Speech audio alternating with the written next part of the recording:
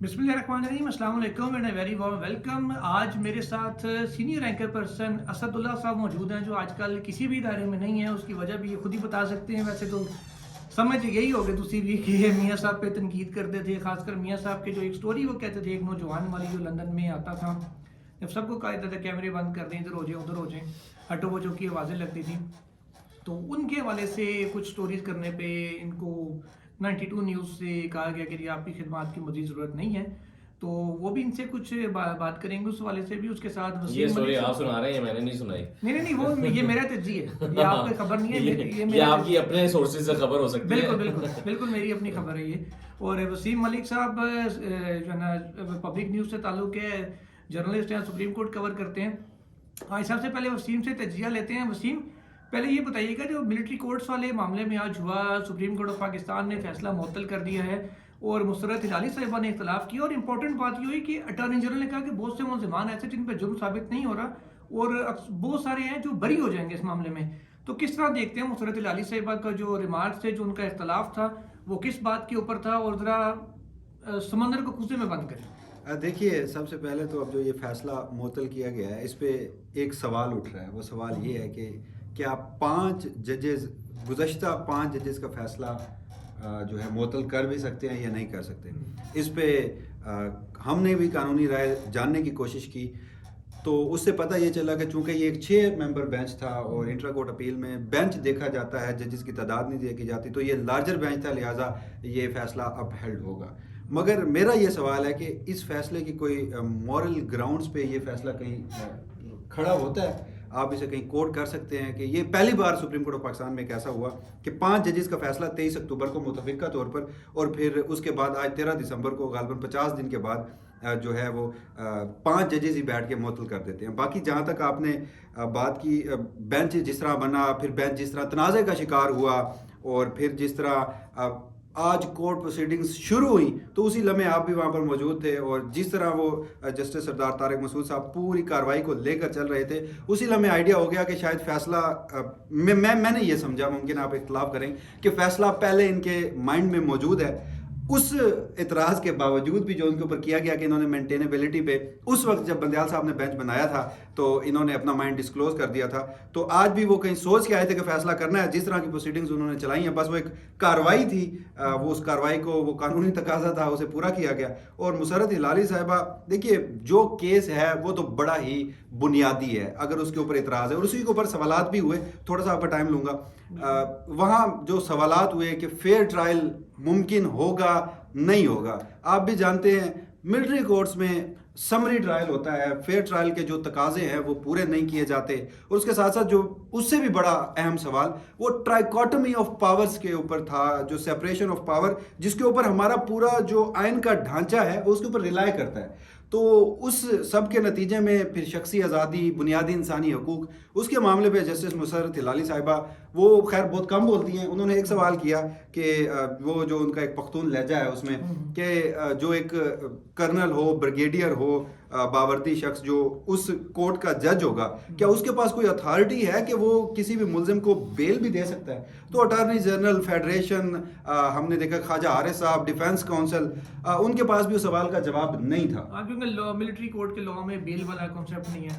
اسد اللہ صاحب کی طرف آتے ہیں۔ اسد اللہ صاحب، آپ یہ بتائیے گا کہ کس نظر سے آپ دیکھ رہے ہیں ساری پروسیڈنگ کو، اور خاص طور پہ ایسے موقع کے اوپر جب خود اٹارنی جنرل کہہ رہے ہیں کہ بہت سے ملزمان ہیں جو بری ہو جائیں گے، لہٰذا بہتر ہے کہ ٹرائل ہونے دیا جائے، تو جب اس لیول پہ انویسٹیگیشن ہو چکی ہے اور پتہ چل چکا ہے کہ کچھ ملزمان پہ جرم ثابت نہیں ہو رہا، تو مناسب نہیں ہے کہ ان کو ریلیز کر دے ایک حکومت، اور ساتھ یہ کہہ دے فیڈرل گورنمنٹ کے یار کیونکہ ان پہ جرم ثابت نہیں ہوتا تھا اس لیے ان کا ٹرائل ہی نہیں کیا گیا اور ان کو انویسٹیگیشن میں بری کر دیا گیا، بے گناہ قرار دے دیا گیا۔ اس سے ایک اچھا جسٹر بھی جائے گا، لوگوں کو کانفیڈنس بھی آئے گا ملٹری کورٹس کے اوپر کہ یار نہیں، صرف ایسا نہیں ہے کہ صرف سزا دیتے ہیں، یہ فیئر ٹرائل بھی ہوتا ہے، اور جو بے گناہ ہو اس کو سزا نہیں دی جاتی، اس سے بری بھی کیا جاتا ہے۔ دیکھیں، جو آج ہم یہ ڈسکشن کر رہے ہیں بیٹھ کے، یا یہ کیس جو آج اتنی اہمیت اختیار کر گیا ہے، اس کی بنیادی وجہ یہ ہے کہ ہم 9 مئی کے بعد بیٹھے ہوئے ہیں۔ 9 مئی سے پہلے ملٹری کورٹس پہ اس طرح کی نہ ڈیبیٹ تھی، نہ اس پر سوال اٹھے، نہ کوئی اور اس پہ بات ہوئی۔ 9 مئی سے پہلے جو دہشت گردی کے واقعات ہوئے، اس پہ پوری قوم ایک طرح سے متفق تھی کہ دہشت گردوں کا ٹرائل کہیں پر بھی ہو، کسی بھی کورٹ میں ان کے ساتھ کوئی ضرور رعایت نہیں ہونی چاہیے۔ اور میں اس میں 9 مئی کو بھی شامل کروں. 9 مئی میں بھی جن لوگوں نے کسی کے گھر میں داخل ہو کر جلاؤ گھیراؤ کیا, جلایا گھروں کو, اس کو بھی انہی کی فہرست میں شامل کرنا چاہیے کہ جو اس ملک پہ بم برساتے ہیں اور بچوں کو مارتے ہیں اور سیکورٹی فورسز کو مارتے ہیں. اس میں تو کوئی رعایت نہیں ہونی چاہیے. لیکن میرا کنسرن ان سیاسی کارکنوں کے حوالے سے ہے کہ وہ پولیٹیکل ورکرز جو اس قانون کی زد میں آ جائیں گے. اور میرا آپ سے ایک سوال ہے, میرے علم میں یہ نہیں ہے کہ وہ جو 23 اکتوبر تک یا 9 مئی کے ملزمان کا سب کا چالان جمع ہو گیا ہوا ہے ملٹری کورٹ پہ. دیکھیے اس میں پروسیجر تھوڑا سا ڈفرینٹ ہے. اس میں جب انویسٹیگیشن کمپلیٹ ہوتی ہے تو اس کو آگاہ کر دیا جاتا ہے, وہی بیسیکلی چارج فریم ہوتا ہے. یہاں باقی کورٹس میں تو ایسے ہوتا ہے کہ چارج فریم ہوتا ہے, پھر گواہیاں ہوتی ہیں, وہاں پہ معاملہ شروع چارج فریم کرنے سے ہوتا ہے, اس کے بعد تفتیش ہوتی ہے اور سارا معاملہ ہوتا ہے, پھر وہ کوئی گواہی لیکن عام طور پر صرف ایویڈنس دیکھا جاتا ہے. لیکن عام طور پہ جو بہرحال آپ کے جواب یہ ہے کہ اٹارنی جنرل نے آج سپریم کورٹ کو یہ بتایا ہے کہ کچھ کیسز میں جو ہے نا وہ فرد جرم عائد ہو گئی تھی اور کچھ میں بھی ہونا تھی. اور اس میں ظاہر 5-6 مہینے تو 23 اکتوبر تک بھی گزر گئے ہوئے تھے, کیونکہ سپریم کورٹ نے روک رکھا تھا. سپریم کورٹ نے اس کے بعد روک دیا. سوال یہ ہے کہ اگین میں پھر یہ کہوں گا کہ جو پولیٹیکل ورکر ہیں ان کے اوپر دیکھیں اس کا کانسیپٹ یہ ہے ملٹری کورٹس کا کہ سپیڈی ٹرائل ہوتا ہے, اور جہاں پر اگر ہمارے یہاں کوئی قانون کمزور بھی ہے تو وہ کمزور کا دہشت گرد فائدہ نہیں اٹھا سکتا اس کی کمزوری کا. لیکن یہاں پولیٹیکل ورکرز اگر وہ اس میں براہ راست ملوث نہیں ہیں اور وہ بھی اس میں پکڑے ہوئے ہیں یا پکڑے گئے ہیں, تو پھر سوال یہ پیدا ہوگا کہ کوئی دہشت گردی کے جو ایف آئی آرز ہیں وہ تو جب تحریک انصاف آتی ہے تو نون لیگ پہ ہوتی ہے, نون لیگ آ جاتی ہے تو تحریک انصاف پر ہو جاتی ہیں, تو پھر سیاسی جماعتیں جو ایک دوسرے کے اوپر دہشت گردی کی ایف آئی آرز کرتی ہیں تو پھر یہ معاملہ کہاں پر جا کر رکے گا, یہ بنیادی سوال ہے. اور دوسری بات یہ ہے کہ وہ جو 5 ججز نے 5-0 کے ساتھ فیصلہ دیا تھا, انہوں نے بھی تو آخر کسی قانون کے اوپر ہی رائے کیا تھا. تو میرا اب آپ سے سوال ہے, چونکہ آپ کورٹ میں موجود تھے, میں نہیں تھا, تو کیا آج 5 دوسرے ججز نے جو ہے وہ اس فیصلے کو معطل کرتے ہوئے کیا ان گراؤنڈز پر گفتگو کی ہے یا اس پر غور کیا ہے جو پچھلے 5 ججز نے کیا تھا؟ اصل میں گراؤنڈز تو ابھی سامنے ہی نہیں آئے, کیونکہ جب بار بار سوال اٹھایا گیا خواجہ عارف صاحب کی طرف سے, کہا گیا جی کئی ہارڈ کور ٹیررسٹ ہیں, ان کا ٹرائل بھی انہی جو کل عدم قراردادی دفعات ہیں ان کے تحت ملٹری کورٹس میں ہوتا تھا. اب وہ نہیں ہو پا رہا. جیسے ڈی اے خان میں کل ایک واقعہ ہوا, اس کا بھی ایگزامپل سردار طارق صاحب نے دی کہ ان میں کچھ سویلین اگر ملوث پایا گیا تو اس کے ساتھ کیا کیا جائے گا. اس پہ انہوں نے خود بھی بینچ کا یہ ویو تھا کہ آپ اگر تھوڑا انتظار کر لیں, تفصیلی وجوہات آنے دیں کہ انہوں نے اس ایشوز کو کس طریقے سے ڈیل کیا ہوا ہے, تو پھر ہمارے لیے معاملہ سمجھنے میں آسانی ہوگی. یہ ان کا بھی موقف تھا.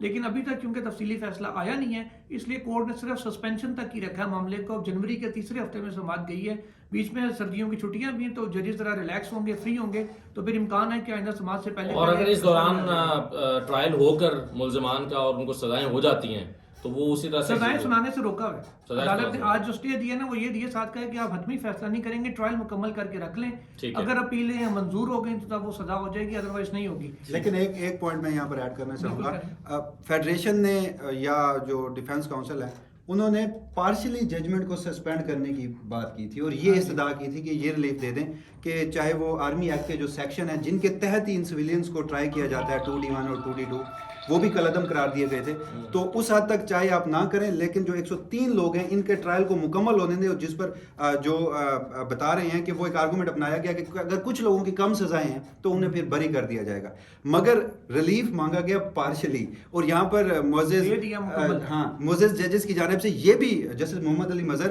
اور بینچ کے سربراہ کی جانب سے یہ بھی آبزرویشن سامنے آئیں کہ آخر فیڈریشن کو اس کیس کی جلدی کیا ہے. جو ڈیٹیل ریزننگ ہے وہ 5 رکنی بینچ کی جسٹس اعجاز الحسن صاحب کے جو سربراہی میں تھا, اس کے بعد یہ پھر مقدمہ سن لیں گے, پھر وہ ججمنٹ ریزرو ہوتی ہے, اور پھر جب سنایا جاتا ہے تو جو پارشلی ریلیف مانگا گیا تھا مکمل ریلیف بھی دیا جاتا ہے فیڈریشن کو, اور اس حوالے سے جو پھر دسمبر کے 3 بہرحال اس میں میرا ایک مختصر سا نقطہ یہ ہے کہ دیکھیے کوئی بھی دہشت گرد بچنا نہیں چاہیے, اور کوئی بھی بے گناہ جو ہے وہ زد میں نہیں آنا چاہیے. اگر یہ والا جو آج ہو رہا ہے یا ملٹری کورٹس ہے یا آج کا جو فیصلہ ہے, اگر وہ اس بات کو انشور کرتا ہے تو مجھے کوئی اعتراض نہیں ہے کہ کوئی بھی دہشت گرد یا کوئی بھی قصوروار جو ہے اس کو پکڑا جائے, اس سے کوئی ہمدردی نہ ہو سکتی ہے, نہ ہونی چاہیے.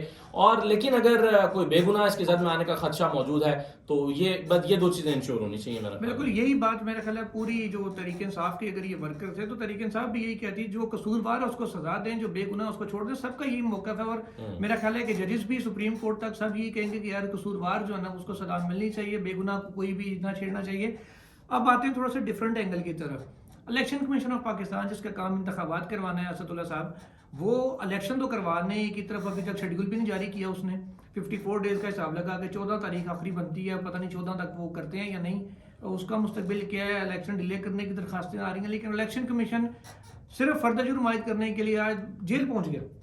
عمران خان کو پہلے جیل بھیجا، پیچھے خود جیل چلے گئے کہ بھائی جا کے فرد جرم عائد کر کے توہین الیکشن کمیشن کیس میں کہ جی ہماری بڑی توہین ہوئی ہے. گئے سارا دن لگ گیا، ان کا کام بھی کوئی نہیں ہو سکا، فرد جرم بھی عائد نہ ہو سکی.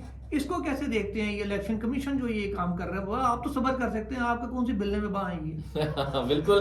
اور کون سا عمران خان چھوٹ گیا ہے؟ جس دن چھوٹنے لگے گا یہ تو اس دن آپ چلے جائیے گا. دیکھیے میرا خیال ہے یہ بہت ساری چیزیں ہم تاریخ میں پہلی دفعہ دیکھ رہے ہیں. مطلب پہلی دفعہ یہ کہ الیکشن کمیشن جا کر جیل میں کسی پر فرد جرم لگانا چاہتا ہے توہین الیکشن کمیشن کی. وہ الیکشن کمیشن جو ٹرائل نہیں کر سکتا، ٹرائل کورٹ وہ نہیں ہے، اور وہ وہاں پر جا کے توہین الیکشن کمیشن کی لگانا چاہتا ہے، جبکہ اتنے دوسرے سنگین مقدمات پہلے سے ملزم کے اوپر موجود ہیں.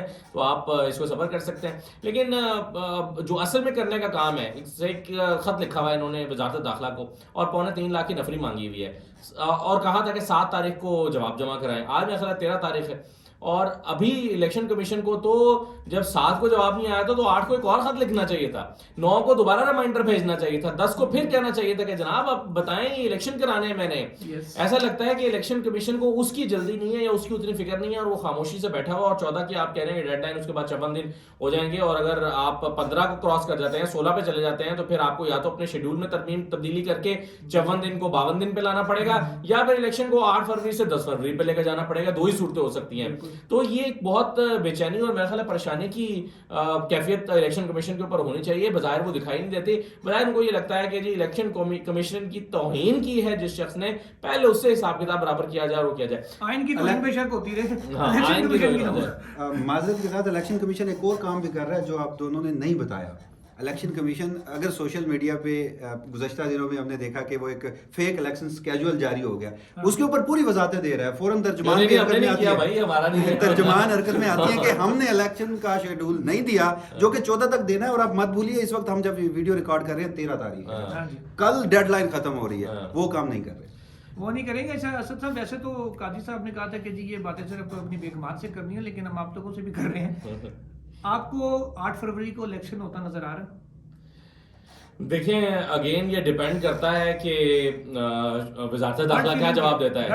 دیکھیں میرے نزدیک تو اس پہ شکوک و شبہات کے بادل مجھے منڈلاتے دکھائی دے رہے ہیں. اس کی وجہ یہ ہے کہ تمام اداروں کو اپنی اپنی ذمہ داری اب تک جو ادا کرنی چاہیے تھی شیڈول جاری کرنے کے حوالے سے وہ تو نہیں ہوئی ہے. وزارت داخلہ کو بتانا چاہیے تھا، خط لکھ دینا چاہیے تھا. اور مکمل خاموشی ہے. یہ بھی نہیں کہا گیا کہ جی آپ ہمیں اس پہ غور و فکر کرنے کے لیے 3 دن مزید دے دیں.